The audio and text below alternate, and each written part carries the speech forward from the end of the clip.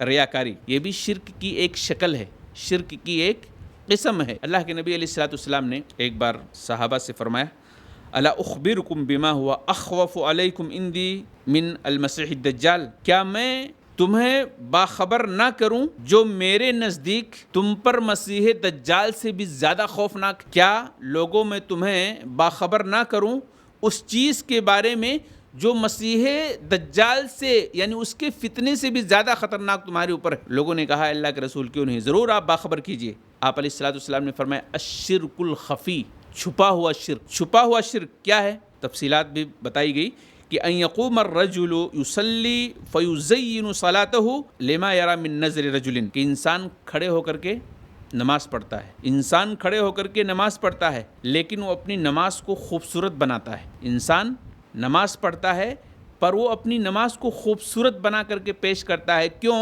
اللہ کے خوف سے، ثواب کی امید پر نہیں، بلکہ اس لیے کہ سامنے والا دیکھ رہا ہے، ایک آدمی اسے دیکھ رہا ہے، اس آدمی کو دکھانے کے لیے وہ اپنی نماز کو خوبصورت بنا رہا ہے۔ یعنی عام طور پر اس کی 2 رکعت 3 منٹ میں ختم ہوتی تھی، لیکن اس کو محسوس ایسا ہو رہا ہے کہ کوئی آدمی مجھے تاڑ رہا ہے، دیکھ رہا ہے، تو اپنی نماز کو مزین بنا کر کے، خوبصورت بنا کر کے 3 منٹ کی 5 منٹ بنا دیتا ہے تاکہ سامنے والا تعریف کرے، ہماری سامنے والا تعریف کرے کہ کتنی پیاری نماز پڑھتا ہے، کتنی خوبصورت نماز پڑھتا ہے، کتنا ٹھہر کر کے نماز پڑھتا ہے، کتنا اللہ کا خوف رکھ کر کے نماز پڑھتا ہے۔ شرک خفی ہے۔ آپ بتائیں نماز پڑھ رہا تھا وہ، لیکن نیت اس کی صحیح نہیں تھی، نیت اس کی صحیح نہیں تھی، ریاکاری تھی، عبادت میں دکھلاوا کر رہا تھا۔ عبادت کس کے لیے ہونی چاہیے تھی؟ اللہ کے لیے ہونی چاہیے تھی نا، لیکن وہ عبادت انسان کے لیے کرنے لگا، معاذ اللہ۔ 3 منٹ کی جو نماز پڑھ رہا تھا وہ اللہ کے لیے پڑھ رہا تھا،